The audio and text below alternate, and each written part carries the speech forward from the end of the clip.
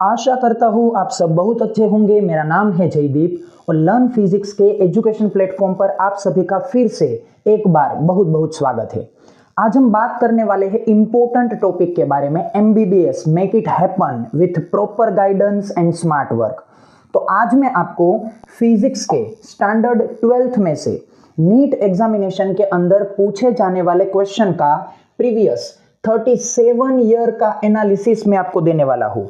सिर्फ मैं यहाँ पे ये आपको नहीं समझाना चाहता हूँ कि किस चैप्टर में से कितने MCQs पूछे जाते हैं, लेकिन मैं यहाँ पे आपको ये समझाना चाहता हूँ कि जब भी क्वेश्चन पूछा जाता है पर्टिकुलर चैप्टर में से, तो उनमें से किस टॉपिक के ऊपर सबसे ज्यादा इंपॉर्टेंस दिया जाता है और किस क्वेश्चंस को सबसे ज्यादा बार रिपीट किया जाता है और उनमें भी पैटर्न क्या है। तो चलिए बिना वक्त गवाए हम डायरेक्टली वन बाय वन हमारी बातें शुरू करते हैं। तो जैसे मैंने आपको बताया कि हम यहाँ पे बात करने वाले हैं 37 इयर्स की, मतलब कि हम यहाँ पे 3 एग्जामिनेशन को कवर करेंगे। एक आपकी PMT एग्जामिनेशन, दूसरी AIPMT एग्जामिनेशन एंड तीसरी नीट एग्जामिनेशन। तो उनमें से आपके पास यहाँ पे नीट 2013 से लेकर नीट 2023 तक चैप्टर वाइज जितने भी नंबर ऑफ MCQs पूछे गए हैं उनका आपके सामने टेबल है। तो यहाँ पे हम नीट के सिलेबस को भी समझते चलेंगे और उस पर्टिकुलर यूनिट या तो चैप्टर में से पूछे जाने वाले क्वेश्चन की प्रायोरिटी को भी समझेंगे। तो सबसे पहले हम देखते हैं चैप्टर नंबर 1 एंड 2। तो खास ध्यान में रखिए, chapter number 1 and 2 according to syllabus of NEET दोनों एक कंबाइन यूनिट है, मतलब कि जितने भी टोटल MCQs निकलते हैं वो इन दोनों में से इक्वली शेयर हो जाते हैं। तो इनमें से टोटल MCQs कितने निकलते हैं? 4। और इन दोनों चैप्टर में आप यहाँ पे पास्ट ईयर्स में देख सकते हैं रफली 2:2 का रेशियो ही यहाँ पे रहा है। रफली कितना है? 2:2 का रेशियो। तो खास आप नोट करेंगे कि चैप्टर नंबर 1 एंड 2 इलेक्ट्रोस्टैटिक्स, इनमें से पूछे जाने वाले क्वेश्चंस के नंबर है टोटल 4 और यहाँ पे दोनों चैप्टर में से कितने MCQs पूछे जाते हैं? 2-2।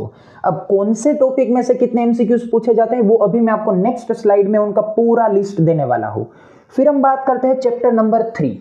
तो चैप्टर नंबर 3 आपके लिए क्या है? एक इंडिविजुअल यूनिट, मतलब कि ये और किसी भी चैप्टर के साथ शेयर नहीं होगा। और इनमें से खास करके कितने MCQs पूछे जाने वाले हैं? 3 MCQs।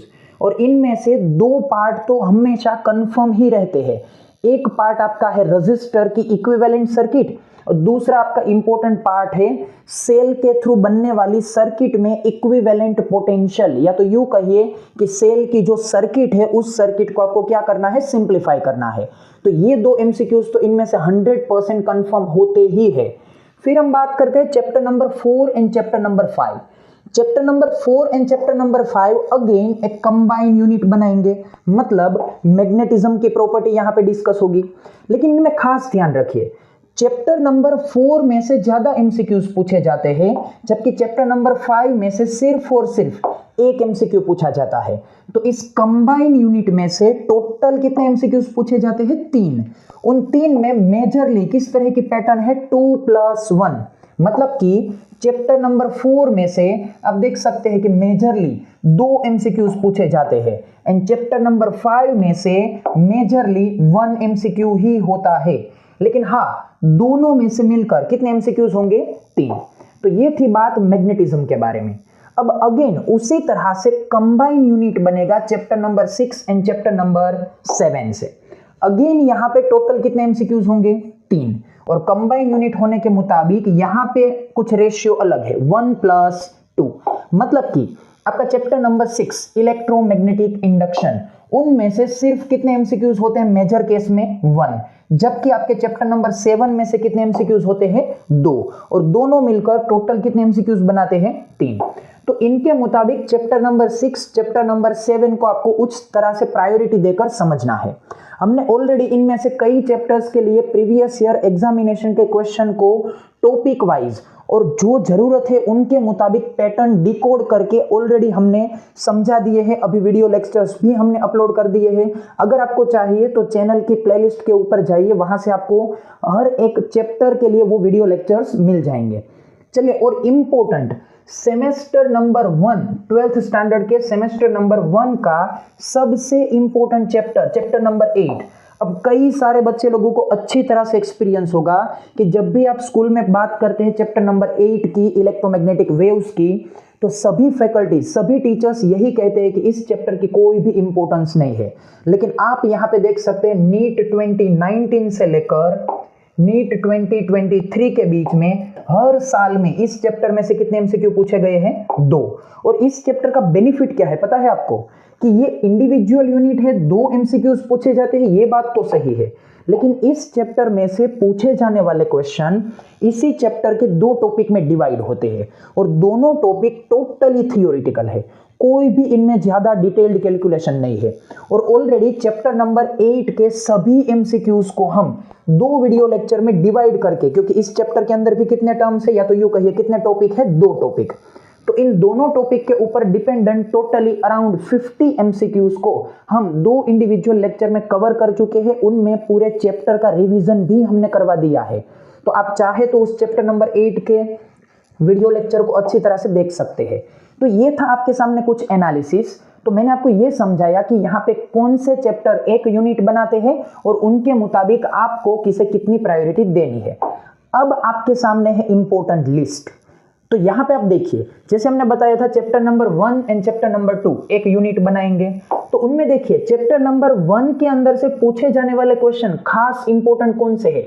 ये क्वेश्चन आपका इनमें से बहुत ही ज्यादा बार पूछा गया है, अबाउट इलेक्ट्रिक डाइपोल। और इलेक्ट्रिक डाइपोल में किन के बारे में ज्यादातर क्वेश्चन आते हैं? उनके थ्रू तैयार होने वाले इलेक्ट्रिक फील्ड, या तो आप उस इलेक्ट्रिक डाइपोल को एक्सटर्नल इलेक्ट्रिक फील्ड में रख देंगे तो तैयार होने वाले टॉर्क के बारे में क्वेश्चन आएंगे।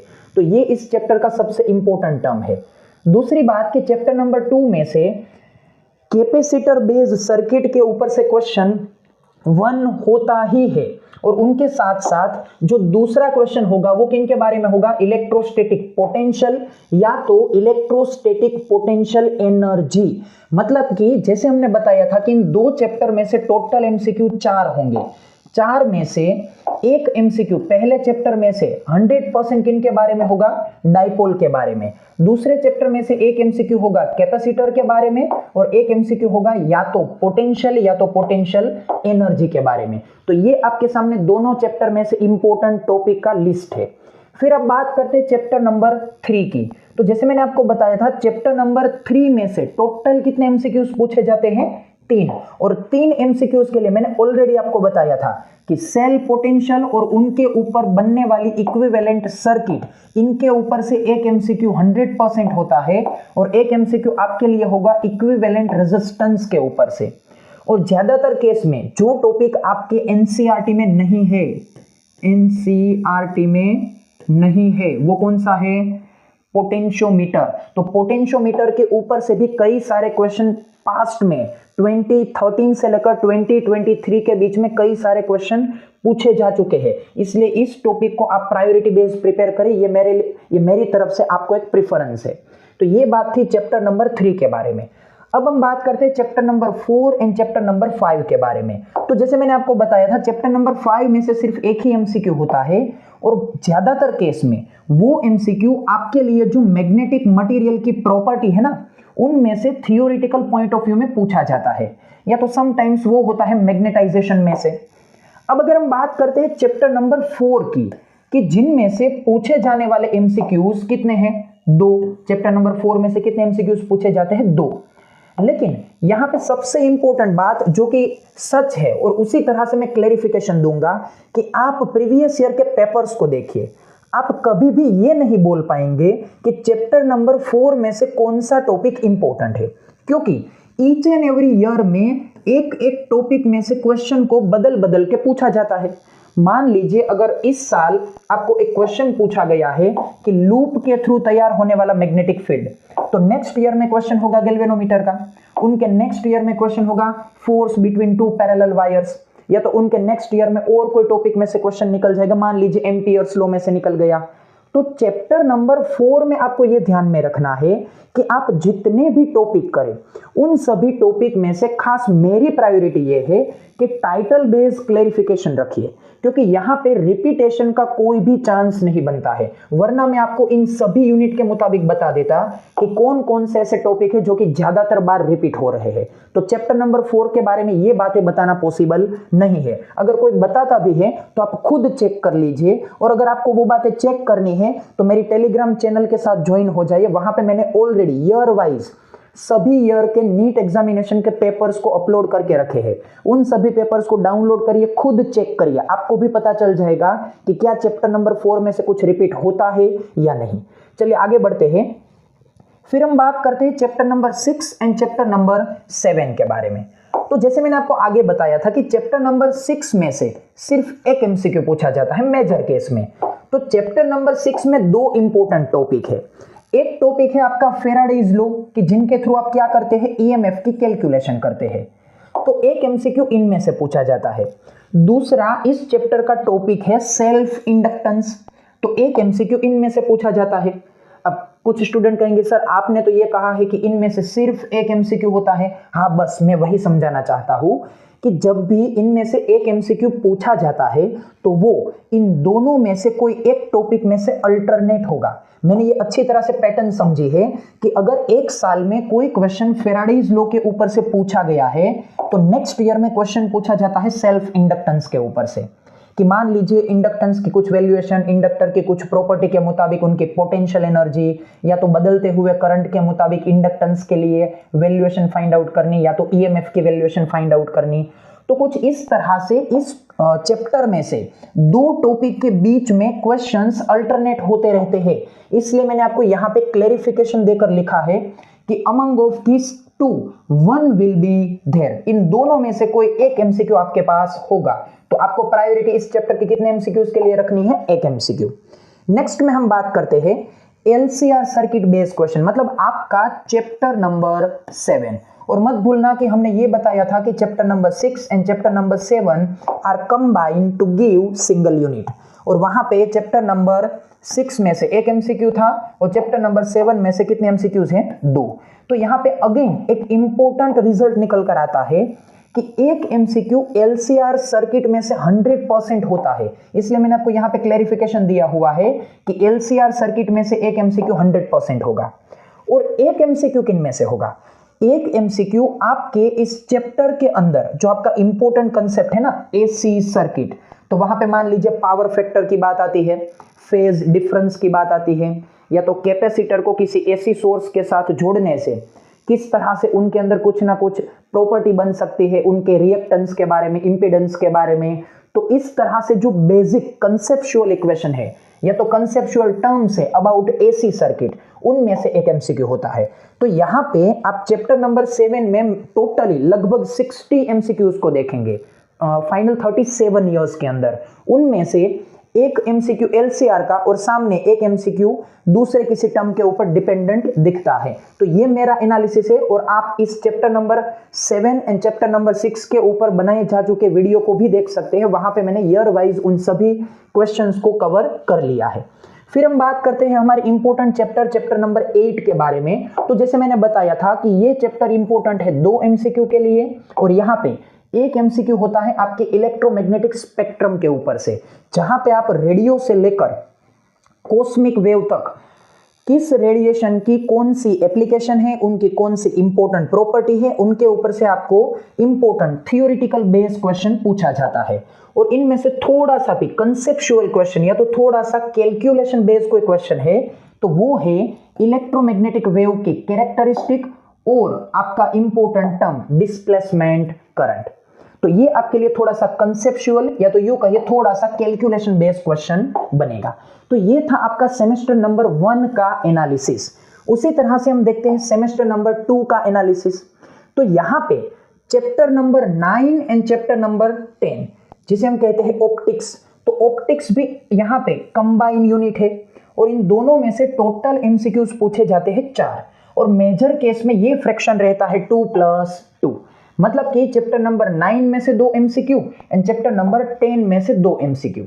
तो यहाँ पे कभी कभी ऐसा भी हो सकता है, देखिए प्रीवियस 2 इयर्स में आप पैटर्न देख सकते हैं 3-1, मतलब ज्यादा क्वेश्चन किन में से निकलेंगे, चैप्टर नंबर 9 में से, और एक ही क्वेश्चन किन में से निकलेगा, चैप्टर नंबर 10 में से। तो वहां पे कौन से टॉपिक इंपॉर्टेंट है वो भी मैंने नेक्स्ट स्लाइड में आपको नोट डाउन करके दिए हुए हैं। फिर यहाँ पे चैप्टर नंबर 11, तो चैप्टर नंबर 11 आपके लिए अगेन इंडिविजुअल यूनिट है, और यहाँ पे आप हर एक सिचुएशन में देख सकते हैं कि इनमें से पूछे जाने वाले एमसीक्यूज कितने हैं, 2, और यहाँ पे इस चैप्टर में टॉपिक भी कितने हैं, 2। तो ये 2 एमसीक्यूज के लिए इंपॉर्टेंट है और इनमें टॉपिक भी 2 है, मतलब कि दोनों एमसीक्यू एक एक टॉपिक में डिवाइड होंगे। फिर हम बात करते हैं chapter number 12 and 13, again atom and nuclei, दोनों कंबाइन यूनिट है, और टोटल कितने एमसीक्यूज पूछे जाते हैं, इनमें से 3। और यहां पे डिवीजन किस टाइप का है, 1+2, मतलब कि चैप्टर नंबर 12 में से एक एमसीक्यू होगा और चैप्टर नंबर 13 में से 2 एमसीक्यू होंगे।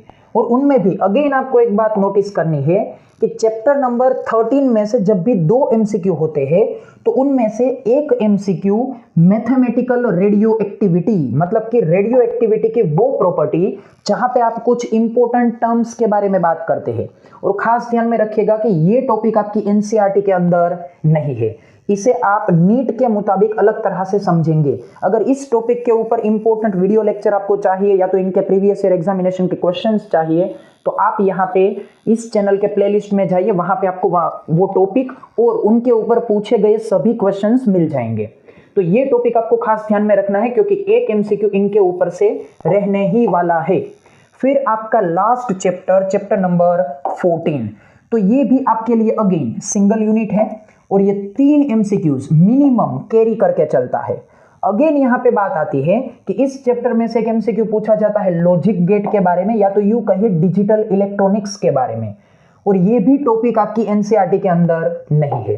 तो अगर आपको इस टॉपिक को समझना है, इनके ऊपर से जो कुछ भी क्वेश्चन पूछे गए हैं इनको आपको समझना है, तो अगेन आप चैनल के प्लेलिस्ट को विजिट करिए, वहां से आपको इस टॉपिक के ऊपर डिपेंडेंट सभी एमसीक्यूज मिल जाएंगे।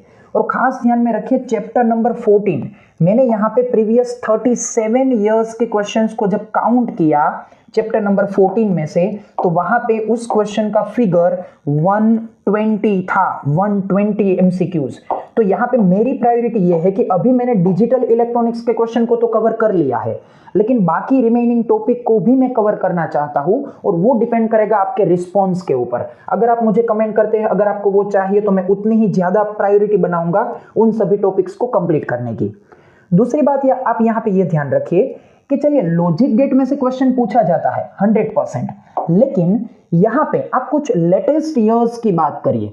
लेटेस्ट ईयर्स मतलब कि आप पिछले कुछ नजदीक के ईयर्स की बात करें, तो उन सभी ईयर्स में जब लॉजिक गेट में से क्वेश्चन पूछा जाता है तो वहां पे इंडिविजुअल गेट का क्वेश्चन कम और कॉम्बिनेशन ऑफ लॉजिक गेट के क्वेश्चंस थोड़े से ज्यादा दिखाई देते हैं। तो उनमें भी कोई नई बात नहीं है या तो कोई दिक्कत भी नहीं है।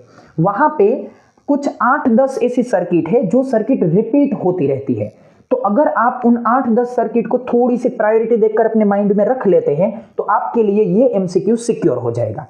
तो यहां पे आप अच्छी तरह से एक बात समझिए कि चैप्टर नंबर 11 से लेकर चैप्टर नंबर 14, अगर हम यहां पे एमसीक्यूज को काउंट करें तो 11 में से 2, 12 एंड 13 में से 3 और 14 में से भी 3, तो 3 + 3 + 2 यहां पे एमसीक्यूज बनते हैं 8।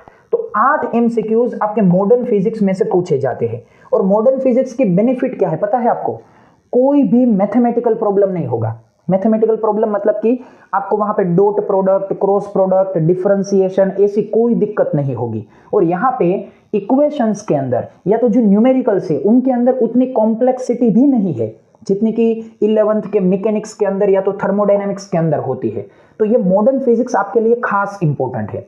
अब आपके सामने अगेन लिस्ट है सेमेस्टर नंबर 2 के ईच एंड एवरी चैप्टर में से पूछे जाने वाले टॉपिक की इंपॉर्टेंस के बारे में।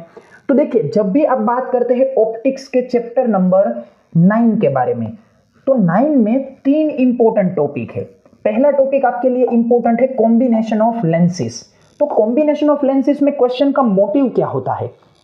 वो आपको अलग अलग लेंस या तो मिरर के कॉम्बिनेशन के मुताबिक उनकी फोकल लेंथ के बारे में पूछ सकते हैं। फिर आपको वो उस कॉम्बिनेशन के लिए पावर पूछते हैं, या तो जब भी कॉम्बिनेशन होता है तो फाइनल इमेज कहां पे फॉर्म होगी, उनकी पोजीशन के बारे में क्वेश्चन होता है। और दूसरा आपका टॉपिक है optical instrument, telescope and microscope. तो बट ऑब्वियस है कि उनके ऊपर से पूछे जाने वाले क्वेश्चन में क्या बातें होगी, कुछ ट्यूब लेंथ की बात होगी, कुछ फाइनल मैग्निफिकेशन की बात होगी, या तो उनके लिए पर्टिकुलर जो important to the point question है उनके बारे में बात होगी। और सबसे जो इंपॉर्टेंट टर्म है प्रिज्म बेस्ड क्वेश्चन, जो कि सीबीएसई बोर्ड एग्जामिनेशन के लिए भी हॉट फेवरेट है। आप सीबीएसई बोर्ड एग्जामिनेशन में भी देख सकते हैं कि ज्यादातर बार प्रिज्म के बारे में क्वेश्चन डिटेल्ड क्वेश्चन में थियोरेटिकल पार्ट में होता ही है। तो इसी तरह से एक एमसीक्यू प्रिज्म के ऊपर से नीट में भी पूछा जाता है। फिर बात आती है चैप्टर नंबर 10 की, जहां पे दो इवेंट आप समझते हैं, इंटरफियरेंस एंड डिफ्रैक्शन। तो जब भी इस चैप्टर में से दो एमसीक्यूज पूछे जाते हैं तो मैंने यहाँ पे पिछले 5 साल में कुछ इस तरह से पैटर्न देखी है कि एक एमसीक्यू इंटरफियरेंस का होता है और दूसरा एक एमसीक्यू होता है डिफ्रैक्शन का। मतलब कि दोनों इवेंट, दोनों इंपॉर्टेंट और दोनों को इक्वल इंपॉर्टेंस भी दिया गया है। तो आपको इन दोनों बातों को अच्छी तरह से ध्यान में रखना है। फिर जैसे मैंने आपको बताया था चैप्टर नंबर 11 दो एमसीक्यूज, इंडिविजुअल यूनिट और टॉपिक भी कितने हैं, 2, जिनमें आप बात करते हैं रेडिएशन का particle nature, that is photo electric effect, and matter के लिए wave property, that is de Broglie equation. तो इनके ऊपर से जो कुछ भी इंपॉर्टेंट रिजल्ट है वो आपके सामने यहाँ पे लिखे हुए हैं। तो इनके ऊपर से आपको क्वेश्चंस पूछे जाते हैं। ऑलरेडी हमने इस चैप्टर को भी अच्छी तरह से कवर कर लिया है और नजदीक के टाइम में हम इस चैप्टर को वेव ऑप्टिक्स को भी कवर करने वाले हैं और यहाँ पे इंटरफियरेंस और डिफ्रैक्शन दोनों की इंपॉर्टेंट ट्रिक्स देने वाले हैं, क्योंकि यहाँ पे जितने भी क्वेश्चन पूछे जाते हैं वहां पे भी 2 से 3 टाइप ही है जो कि रिपीट होते रहते हैं। तो हमने ऑलरेडी उस पैटर्न को डिकोड कर लिया है और उनके ऊपर भी हम वीडियो प्रिपेयर करके अपलोड करने वाले हैं। आप हमारे साथ कनेक्टेड रहिएगा। फिर हम बात करते हैं चैप्टर नंबर 12 एंड 13, मतलब एटम एंड न्यूक्लियाई। तो जैसे मैंने कहा था कि एटम में से तो सिर्फ एक ही एमसीक्यू होता है और वो मेजरली किन में से पूछा जाता है, बोहर्स एटॉमिक मॉडल या तो यूं कहिए हाइड्रोजन स्पेक्ट्रा में से। ऑलरेडी इस चैप्टर को हम कवर कर चुके हैं। इनके ऊपर से जितने भी एमसीक्यूज है रफली मैंने देखा है 65 एमसीक्यूज है। तो मैंने ऑलरेडी वन शॉट रिवीजन के साथ उन 65 एमसीक्यूज को रिकवर कर लिया है। आप उस वीडियो को यहाँ पे ऑब्जर्व कर सकते हैं और आपको पता भी चल जाएगा। यहाँ पे जो मैं बात आपको समझाना चाहता हूँ कि ज्यादातर केस में जो क्वेश्चंस पूछे गए हैं वो यहाँ पे 2 अलग अलग स्पेक्ट्रल लाइन के लिए उनकी वेवलेंथ के रेशियो के ऊपर क्वेश्चन पूछे गए हैं। कि मान लीजिए आपको यूं कहा जाता है कि लाइमैन की फर्स्ट लाइन और बामर की लास्ट लाइन, इन दोनों के लिए वेवलेंथ का रेशियो क्या होगा। इनके ऊपर से ज्यादातर क्वेश्चन इसी तरह से है, तो इसे आप अच्छी तरह से ध्यान में रखिएगा। फिर जैसे मैंने बताया था मैथमेटिकल न्यूक्लियर रेडियो एक्टिविटी, तो यहाँ पे एक एमसीक्यू 100% इनका होता है। वहां पे कौन सी टर्म्स कवर होती है, हाफ लाइफ टाइम, फिर बात करते हैं डीके कांस्टेंट, फिर एक्टिविटी, यहाँ पे होगा डीके रेट, फिर होगा number of undecayed nuclei and number of decayed nuclei. इन सभी टर्म्स के बारे में बात होती है रेडियो एक्टिविटी में। फिर आपका मास एनर्जी रिलेशन या तो यूं कहिए बाइंडिंग एनर्जी E = mc² के ऊपर डिपेंडेंट क्वेश्चन। तो यहाँ पे न्यूक्लियस चैप्टर के 2 एमसीक्यू को आप यहाँ पे इन 2 अलग अलग टॉपिक के मुताबिक डिवाइड कर सकते हैं। फिर जैसे मैंने कहा था सेमीकंडक्टर में से 3 एमसीक्यू होते हैं, एक एमसीक्यू 100% किन में से, डिजिटल इलेक्ट्रॉनिक्स में से। और जैसे हमने कहा कि लेटेस्ट ईयर्स की आप बात करें तो वहां पे कॉम्बिनेशन ऑफ लॉजिक गेट के बारे में थोड़ा सा ज्यादा आपको वेटेज दिखाई देगा। फिर एक एमसीक्यू होगा आपके लिए सेमीकंडक्टर मटेरियल की थ्योरी के ऊपर। आपने चैप्टर के इनिशिएशन में ये समझा कि सेमीकंडक्टर मटेरियल के लिए बैंड थियरी क्या है, उनके अंदर किस तरह से N type P type materials को बनाए जाते हैं, इंट्रिंसिक सेमीकंडक्टर, एक्सट्रिंसिक सेमीकंडक्टर, इन सभी प्रॉपर्टीज को हम इन्वॉल्व करते हैं सेमीकंडक्टर मटेरियल की थ्योरी के अंदर। तो एक एमसीक्यू इनमें से होता है, तो इसे आप अच्छी तरह से प्रायोरिटी में रखिए। फिर एक एमसीक्यू होता है डायोड में से, या तो यूं कहिए बायस ऑफ डायोड, कभी कभी ये सर्किट बेस्ड क्वेश्चन भी बन जाता है। तो इस तरह से इस चैप्टर में से 3 एमसीक्यूज पूछे जाते हैं। तो यहां पे मैंने जो आपको एनालिसिस दिया है कि चैप्टर नंबर 1 से लेकर चैप्टर नंबर 14 फॉर स्टैंडर्ड 12, जो भी चैप्टर जितने वेटेज को लेकर चलते हैं, जो भी जिस पैटर्न को रिपीट कर रहे हैं, उन सभी के बारे में मैंने आपको डिकोडिंग दे दिया है। और उन सभी में से कई सारे चैप्टर्स के ऊपर वीडियो लेक्चर हम ऑलरेडी अपलोड कर चुके हैं। आप उस वीडियो लेक्चर को इस वीडियो के डिस्क्रिप्शन बॉक्स में जाकर लिंक को चेक कर सकते हैं, या तो हमारी चैनल के होम पेज के ऊपर आइए, वहां से भी आपको प्लेलिस्ट की लिंक मिल जाएगी। और दूसरी बात कि इनके ऊपर डिपेंडेंट जो कुछ भी इंपॉर्टेंट मटेरियल है वो ऑलरेडी हमने हमारी टेलीग्राम चैनल के ऊपर अपलोड कर रखे हैं। आप वहां पे जाकर फ्री ऑफ कॉस्ट उसे डाउनलोड कर भी सकते हैं। तो चलिए इस वीडियो लेक्चर को हम यहाँ पे कंप्लीट करते हैं। अभी हम नेक्स्ट वीडियो लेक्चर में मिलेंगे इसी तरह से फिजिक्स के 11th के इंपॉर्टेंट एनालिसिस के साथ में। Till then take care, good bye.